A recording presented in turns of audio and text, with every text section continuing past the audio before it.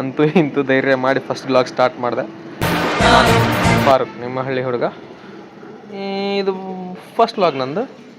Mistake ಆದರೆ adjust ಮಾಡ್ಕೊಳ್ಳಿ. ಬನ್ನಿ ಸ್ಟಾರ್ಟ್ ಮಾಡುವ. ಬೆಳಗ್ಗೆ 4:15 ಎದ್ದು ನಮ್ಮೂರಿಂದ 21 ಕಿಲೋಮೀಟರ್ ದೂರ ಇರೋ ಹಗರಿಬೊಮ್ಮನಹಳ್ಳಿಗೆ ಬಂದಿದ್ದೆ. ಬಿಕಾಸ್ ನಮ್ಮದು ಒಂದು ರೋಡ್ ಸೈಡು ಫುಟ್ಪಾತ್ ಮೇಲೆ ಚಿಕ್ಕದಾದ ಒಂದು ಹೋಟೆಲ್ ಇದೆ. ಹೋಟೆಲಿಗೆ ಹಸಿಮೆಣಸಿನ್ಕಾಯಿ ಹಾಗೂ ಕೊತ್ತಂಬರಿ, ಪಾಲಕ, ಪುದೀನ ಎಕ್ಸೆಟ್ರಾ ವಗೇರ ತೊಗೊಂಬರಕ್ಕೆ ಬಂದಿದ್ದೆ. ಪಟ್ಟ ಒಂದೊಂದು 20 ಸೀಡು ಕೊತ್ತಂಬರಿ ಹೋಗ್ದ, 4 ರೂಪಾಯಿಗೆ ಒಂದು. ಅದಾದಮೇಲೆ ಒಂದು 20 ಸೀಡು ಪಾಲಕ್ ತೊಗೊಂಡೆ. ಅದಾದಮೇಲೆ ಒಂದು 10 ಸೀಡು ಮೆಂತ್ಯ ತೊಗೊಂಡೆ. ಎಲ್ಲ 3 ರೂಪಾಯಿ 4 ರೂಪಾಯಿ ಅಷ್ಟು ಇಲ್ಲಿ ರೇಟ್. ಮಾರ್ಕೆಟ್, ಹೋಲ್ಸೇಲ್ ಮಾರ್ಕೆಟ್ ಬೆಳಗ್ಗೆ. ಬಟ್ ಎಲ್ಲ ಟೈಮ್ನಲ್ಲಿ ಹಂಗೆ ಇರಲ್ಲ, ಕೆಲವೊಂದು ಟೈಮ್ ಜಾಸ್ತಿನೂ ಆಗುತ್ತೆ. ಹಾಗೆ ಒಂಚೂರು ನಿಮ್ಮ ಭವ್ಯವಾದ 2 ಕಣ್ಣುಗಳನ್ನು ಕಡೆಗೆಲ್ಲ ಆಡಿಸಿ ಬೆಳಗಿನ ಜಾವ 3:30ಇಂದನೇ ಇಲ್ಲಿ ಸ್ಟಾರ್ಟ್ ಆಗುತ್ತೆ ಮಾರ್ಕೆಟು. ಜನ ನೋಡಿ, ಆ ವೆಹಿಕಲ್ಸ್ಗಳು ನೋಡಿ ಎಷ್ಟು ಜನ ಬಂದವ್ರೆ. ಬೆಳಗ್ಗೆ 3 ಗಂಟೆಯಿಂದನೇ ಸ್ಟಾರ್ಟ್ ಆಗುತ್ತೆ. ಬಟ್ 7 ಗಂಟೆಗೆಲ್ಲ ಕ್ಲಿಯರ್ ಆಗೋಗುತ್ತೆ. ಆ್ಯಕ್ಚುಲಿ ಹಸೆಕಾಯಿ ತೊಗೊಳೋದು ವೀಡಿಯೋ ಮಾಡಬೇಕಾಗಿತ್ತು, ಮಾಡೋಕ್ಕಾಗಲಿಲ್ಲ. ಗಲಾಟೆ ಇತ್ತು ಸ್ವಲ್ಪ. ಅಲ್ಲಿ 40 ರೂಪಾಯಿ ಕೆಜಿ ಅಂದ, 20 ರೂಪಾಯಿ ಮಾಡಿಕೊಡೋಣ ಅಂದೆ. ನೀನು 7 ಮಿಂಡ್ರಿ ಆದರೆ ನಾನು 14 ಮಿಂಡ್ರಿ. ಪಕ್ಕ ಇದೆ ರಿಯಾಕ್ಷನ್ ಇತ್ತು ಅಣ್ಣಂದು ಕೂಡ. ಹೆಂಗೋ ಒಂದು ಮಾಡಿ 35 ಹಾಕಿ ಕೊಟ್ಟ. 30 ಕೆ ಜಿ ತೊಗೊಂಡೆ, 35 ರೂಪಾಯಿ ಪರ್ ಕೆ ಜಿ ಕೊಟ್ಟ. ಗಾಡಿಗೆಲ್ಲ ಪ್ಯಾಕ್ ಮಾಡ್ಕೊಂಡು ಟೈಟ್ ಕಟ್ಕೊಂಡು ಮನೆಗೆ ಬಂದು ಪ್ಯಾಕ್ ಆಗ್ಬಿಟ್ಟೆ. ಇವತ್ತು ಶುಕ್ರವಾರ, ಹೋಟೆಲ್ ರಜಾ. ಹಾಗಾಗಿ ಮಲ್ಕೊಂಡಿದ್ದೆ. 11 ಗಂಟೆಗೆ ಎಚ್ಚರ ಆಯಿತು. 11 ಗಂಟೆಗೆ ಎದ್ದೆ, ಸ್ನಾನ ಮಾಡ್ಕೊಂಡು ಫ್ರೆಶ್ ಆಗಿ ಬಂದೆ. ನಾಷ್ಟ ಮಾಡ್ಲಿಕ್ಕೆ ಹೋದರೆ ಉಪ್ಪಿಟ್ಟಿತ್ತು. ಅಯ್ಯೋ ಭಗವಂತ, ಈ ಉರಿ ಬಿಸಿಲಲ್ಲಿ ಈ ಉಪ್ಪಿಟ್ಟು ತಿಂದು ಮತ್ತೆ ಲೀಟ್ರ್ಗಟ್ಟಲೆ ನೀರು ಯಾವನು ಕುಡಿಬೇಕು ಗುರು ಅಂತಂದು ಅದನ್ನ ನಾಷ್ಟ ಮಾಡೋದು ಬಿಟ್ಟು ಹೊರಗಡೆ ಬಂದೆ. ಇದೇ ನಮ್ಮ ಮನೆ. ಇದು ಆ್ಯಕ್ಚುಲಿ ಹೊಸ ಮನೆ. ಇದ್ರ ಪಕ್ಕದಲ್ಲೇ ಒಂದು ಹಳೆ ಮನೆ ಇದೆ. ಇದು ಹಳೆ ಮನೆ ನಮ್ಮದು. ಹೊಟ್ಟೆ ಸಿಕ್ಕಾಪಟ್ಟೆ ಹಸ್ತಿತ್ತು. ಅದಕ್ಕೆ ಸೀದಾ ನಮ್ಮ ಬೀಗ್ರ ಮನೆಗೆ ಹೋಗೋಣಂತ ಹೊಂಟೆ. ಅಗೋ ಅಲ್ಲಿ ಕಾಣ್ತಾ ಇದೆಯಲ್ಲ, ಅದೇ ನಮ್ಮ ಅತ್ತೆ ಮನೆ. ಹೆಣ್ಣು ಕೊಟ್ಟ ಅತ್ತೆ ಮನೆ ಅಲ್ಲ, ಕಣ್ಣು ಕೊಟ್ಟ ಅತ್ತೆ ಮನೆ. ಸರಿ ನಡೆಯಮ್ಮ ಅಲ್ಲಿಗೆ. ನಾವು ಬಂದು ತಾತ ಒಳಗೆ ಬಂದು ಡಬ್ರಿ ತೆಗೆದು ನೋಡಿದೆ. ಯಪ್ಪ, ಇಲ್ಲೂ ಉಪ್ಪಿಟ್ಟೆ. ಮತ್ತೊಂದು ಡಬ್ರಲ್ಲಿ ಏನೋ ಮಾಡವ್ರೆ. ಈರುಳ್ಳಿ ಪಲ್ಯ ಐತಿ. ಓಕೆ, ಚೆನ್ನಾಗೈತೆ. ಇಲ್ಲಿ ದೊಡ್ಡ ಮೆಣಸಿನ್ಕಾಯಿ ಸಾರು ಐತೆ. ಓಕೆ, ಸೇರೋ ಟೈಪು. ಇಲ್ಲಿ ದಾಲ್ಚಾ ಇದೆ. ಓಕೆ, ಸಾಂಬಾರು, ಬಿಸಿ ಬೇಳೆ ಸಾಂಬಾರು. ಓಕೆ, ಕುಕ್ಕರ್ ಮೇಲೆ ಬಿಸಿ ವೈಟ್ ರೈಸ್. ಆ್ಯಕ್ಚುಲಿ ಅದು ಕುಕ್ಕರ್ ಅಲ್ಲ, ಡಬ್ರಿ. ಬಟ್ ತುಂಬ ಊಟ ಮಾಡಿದೆ. ಊಟ ಮಾಡಿದ್ಮೇಲೆ ನಮ್ಮ ಅರ್ಧಾಂಗಿನಿ ಅವರು ಚಹಾ ತೊಗೊಂಡ್ಕೊಟ್ರು. ಏನಿದ್ರೆ ಬಿಟ್ರೆ ದಿನಕ್ಕೆ 3-4 ಕೊಪ್ಪ ಚಹಾ ಎದ್ಬಿಟ್ರೆ ಸಾಕು ನಮಗೆ.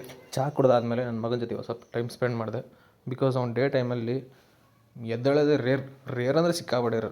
ಬಿಕಾಸ್ ಬರೀ ಮಲ್ಗದೆ ಡೇ ಟೈಮ್. ರಾತ್ರಿ ಪೂರ ಎದ್ದು ಬಿಡ್ತಾನೆ. ಅವ್ನು ಡೇ ಪೂರ ಮಲ್ಕೊಂತಾನೆ, ರಾತ್ರಿ ಪೂರ ನಮಗೆ ಜಾಗರಣೆ ಶುರು ಹಚ್ಕೊಂಡ್ಬಿಡ್ತಾನೆ. ಕಳೆದೆಲ್ಲ ಕಿರಿ. ಮಗನ ಜೊತೆ ಟೈಮ್ ಸ್ಪೆಂಡ್ ಮಾಡಿದ್ಮೇಲೆ ಇವತ್ತು ಜುಮ್ಮಾ ನಮಾಜ್ ಮುಗಿಸ್ಕೊಂಡವ್ರೆ. ಇವತ್ತು ಕುಕಿಂಗ್ ಸ್ಟಾರ್ಟ್ ಮಾಡಿದ್ವಿ. ಬಿಕಾಸ್ ನಮ್ಮದು ನೌಜವಾನ್ ಕಮಿಟಿ ಅಂತ ಇದೆ. ಹಜರತಿ ಖ್ವಾಜಾ ಗರೀಬ್ ನವಾಜ್ ಮದ್ರಸಾ ಕಮಿಟಿ ನಮ್ಮದು. ಸೊ ಈ ರಂಜಾನ್ ಮಯದಲ್ಲಿ ನಮ್ಮ ಕೆಲಸ ಏನಂದರೆ, ತಿಂಗಳು ಪೂರ ದಾವತ್ ಇರ್ತಾವೆ ರೋಜಾ ಇರೋರಿಗೆ. 1 ಮಂತ್ ಪೂರ ಎಲ್ಲರ ಮನೇಲೂ ಪ್ರತಿಯೊಬ್ಬರ ಮನೇಲಿ ದಾವತ್ ಇದ್ದೇ ಇರ್ತಾವೆ. ಬಟ್ ಸೆಂಟ್ರಲ್ಲಿ 1-2 ಗ್ಯಾಪ್ ಆಗಿರ್ತಾವೆ. ಆ ಗ್ಯಾಪ್ನ ಫುಲ್ಫಿಲ್ ಮಾಡೋದು ನಮ್ಮ ಕೆಲಸ. ಇವತ್ತೇನು ಮಾಡಿದ್ವಿಪ್ಪ ಅಂದರೆ, ಒಂದು 20 ಕೆ ಜಿ ಫಿಶ್ ತೊಗೊಂಡಿದ್ವಿ ಫ್ರೈ. ಒಂದು 10 ಕೆ ಜಿ ಚಿಕನ್ ತೊಗೊಂಡಿದ್ವಿ, ಅದು ಕೂಡ ಫ್ರೈ. ಈ ಕಡೆ ಇವರಿಬ್ಬರು ಚಿಂಪಾಂಜಿಗಳು ಸೇರಿಕೊಂಡು ಗ್ಯಾಸ್ ಹಚ್ತವ್ರೆ ದಾಲ್ ರೆಡಿ ಮಾಡೋಕ್ಕೆ. For dal preparation. ಈ ಕಡೆ ನಮ್ಮ ಅಣ್ಣ ದೊಡ್ಡ ಡಬ್ರಿ ತೊಳಿತಾವ್ರೆ. ಬಕ್ಷಿ ಭೈ, ನಮ್ಮದು ವೆಜಿಟೇಬಲ್ ಕಟಿಂಗ್ ಕೆಲಸ ಸ್ಟಾರ್ಟ್ ಆಯಿತು. ಆ್ಯಂಡ್ ಆಲ್ಸೋ ಫಿನಿಶು ಆಯಿತು. ನಾವು ಗೊತ್ತಲ್ಲ, ಸಿಂಹ ಮ್ಯಾವ್, ಇವನು ಭಾಳ ಕೆಲಸ ಹೆಲ್ಪ್ ಮಾಡ್ದ. ಇವನು ಸಿಕ್ಕಾಪಟ್ಟೆ ಹೆಲ್ಪ್ ಮಾಡ್ದ. ಇವತ್ತು ಆ್ಯಕ್ಚುಲಿ ವೈಟ್ ರೈಸ್ ಮಾಡ್ತಾಯಿದ್ವಿ. ಬಿಕಾಸ್ ಬಗರ್ಖಾನ 20 ದಿನದಿಂದ ಕಂಟಿನ್ಯೂ ತಿಂದು ಎಲ್ರಿಗೂ ಬೋರ್ ಆಗಿತ್ತು. ಸೊ ಸ್ಪೆಷಲ್ ಆಗಿರಲಿ ಅಂತ ಬಗರ್ಖಾನ ಮಾಡಿಲ್ಲ, ವೈಟ್ ರೈಸ್ ಮಾಡ್ತಾಯಿದ್ವಿ. ಇಲ್ಲಿ ನೋಡಿ, ಇವರೇ ನಮ್ಮ ಕಮಿಟಿ ಅಧ್ಯಕ್ಷರು ಇರ್ಫಾನ್ ಭಾಯ್ ಅಂತ. ಬಿಸಿ ಪಕೋಡನ ಫ್ರೈ ಮಾಡ್ತಾವ್ರೆ. ಈಜಾಡಕ್ಕೆ ಬಿಡ್ತಾವ್ರೆ ಎಣ್ಣೆಯಲ್ಲಿ. ನಿಜ ಹೇಳ್ತೀನಿ, ಫ್ರೈ ಮಾತ್ರ ನೆಕ್ಸ್ಟ್ ಲೆವೆಲ್ ಆಗಿದ್ದು. ಸಿಕ್ಕಾಪಟ್ಟೆ ಟೇಸ್ಟಿ ಆಗಿದ್ದು ಫ್ರೈ. ಆ ಸೈಡ್ ದೊಡ್ಡ ಡಬ್ರೆ ಕಾಣ್ತಾ ಇದೆ, ಪಕ್ಕದಲ್ಲಿ ನೋಡ್ಬೋದು. ಅದರಲ್ಲಿ ಒಂದು 20 ಕೆ ಜಿ ಫಿಶ್ ಇದೆ, ಕಟಿಂಗ್ ಮಾಡಿರೋ ಫಿಶ್ಶು. ಇವಾಗ ನೀವು ನೋಡ್ತಾ ಇರೋದು, ಹೊರಗಡೆ ಚಿಕ್ಕ ಮಕ್ಕಳಿದ್ದಾರೆ, ಒಳಗಡೆ ದೊಡ್ಡವರಿದ್ದಾರೆ. ಇದು ರೋಜಾ ಖೋಲ್ನಾಕ ಟೈಮ್, ಅಂದರೆ ಉಪವಾಸನ ಅದು ಬಿಡೋ ಟೈಮು. ಒಂದೊತ್ತು ಇವಾಗ ಊಟ ಮಾಡಲ್ಲ, ನಾವು ಮಾಡಿದಂಥ ಅಡುಗೆನ ಇವಾಗಲೇ ತಿನ್ನಲ್ಲ. ಇವಾಗ ಜಸ್ಟ್ ಲೈಟ್ ಫುಡ್ ತೊಗೊತಾರೆ. ಅಂದರೆ ಬೆಳಿಗ್ಗೆ ನಾವು 4:15ಗೆ ತಿಂದವರು, ಊಟ ಮಾಡಿದವರು ಇಲ್ಲಿ ತನಕ ಏನೂ ತಿಂದಿರಲ್ಲ. ಹಾಗಾಗಿ ಲೈಟಾಗಿ ಖಜೂರು, ಫ್ರೂಟ್ಸು, ಜಿಲೇಬಿ, ವೆಜಿಟೇಬಲ್ಸ್ ಅಲ್ಲ ಅದೇ ಲೈಟ್ ಫುಡ್ಡಾಗಿ ತೊಗೊಂಡು ಒಂದು 10-15 ನಿಮಿಷ ಆದಮೇಲೆ, ಅಂದರೆ ನಮಾಜ್ ಮಾಡಿದ್ಮೇಲೆ, ಪ್ರೇಯರ್ ಆದಮೇಲೆ ಮತ್ತೆ ಊಟ ಸ್ಟಾರ್ಟ್ ಮಾಡೋದು. ಸೊ ಇದು ಆ್ಯಕ್ಚುಲಿ ನಮಾಜ್ ಆದಮೇಲೆ, ಪ್ರೇಯರ್ ಆದಮೇಲೆ ಇವಾಗ ಊಟ ಸ್ಟಾರ್ಟ್ ಆಗಿದೆ. ನೋಡ್ಬೋದು ನೀವು. ಒಳಗಡೆ ಎಲ್ಲ ದೊಡ್ಡವರಿದ್ದಾರೆ, ಹೊರಗಡೆ ಚಿಕ್ಕವರು, ಚಿಕ್ಕ ಮಕ್ಕಳು ಎಲ್ಲರೂ ಸೇರಿಕೊಂಡು ಸಪ್ಲೈ ಮಾಡ್ತಾರೆ. ನಾನು ಯಾಕೆ ಮಾಡಲಿ, ನೀನು ಯಾಕೆ ಮಾಡಲಿ ಅನ್ನೋ ಭೇದ ಭಾವನೆ ಇಲ್ಲ. ಎಲ್ಲರೂ ಜೊತೆಯಲ್ಲಿದ್ದು ಸ್ವಂತ ಮನೆ ಟೈಪ್ ಮಾಡ್ತಾರೆ ಎಲ್ಲರೂ.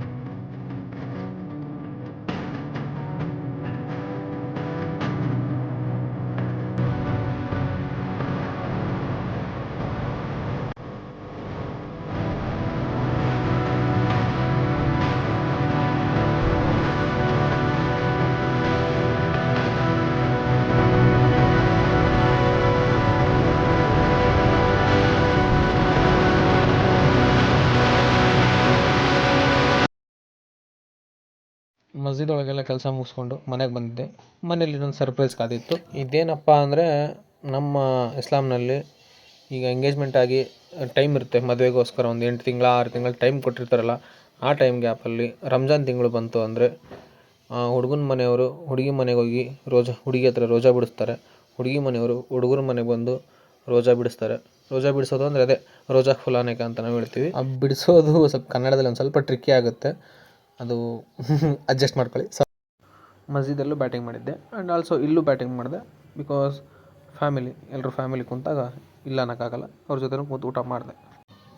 ಡಿನ್ನರ್ ಆದಮೇಲೆ ಒಂಚೂರು ವಾಕಿಂಗು, ಒಂದು 1/2 ಅವರ್ ವಾಕಿಂಗ್ ಮಾಡಲೇಬೇಕು. ಬಿಕಾಸ್ 100 ಸ್ಟೆಪ್ಸ್ ಇಡಲೇಬೇಕು ನೈಟ್ ಡಿನ್ನರ್ ಆದಮೇಲೆ. ಆ್ಯಂಡ್ ಆಲ್ಸೋ ಡಿನ್ನರ್ ತುಂಬ ಬೇಗ ಕನ್ಸ್ಯೂಮ್ ಮಾಡ್ಕೋಬೇಕು. ನಾವು ನೋಡಿದರೆ ನಿನ್ನೆ ರಾತ್ರಿ 9:15ಗೆ ಆಗಿತ್ತು ಊಟ. ಸೊ ಹಂಗಾಗಿ ಒಂದು 1/2 ಅವರ್ ವಾಕ್ ಮಾಡಿದ್ವಿ ಇಬ್ಬರು. ವಾಕಿಂಗ್ ಮಾಡ್ತಾಯಿದ್ವಿ. ಅಲ್ಲೇ ಮುಂದ್ಗಡೆ ಒಂದು ಚಿಕ್ಕ ಗಿಡದಲ್ಲಿ ಇದು ಚಿಕ್ಕದಾದ ಗುಬ್ಬಿ ಕುಂತಿತ್ತು. ಗುಬ್ಬಿ ಅನ್ಬೇಕು, ಪಕ್ಷಿ ಅನ್ಬೇಕು, ಗೊತ್ತಿಲ್ಲ ಇದು ಯಾವ ಜಾತಿದು ಅಂತ. ಬಟ್ ಚೆನ್ನಾಗೈತೆ ನೋಡಿ. ಉದ್ದುದ್ದಾ ಇಟುದ್ದಾ ಇದೆ ಮೂಗು, ಸೊಂಡಿ ಅದೇ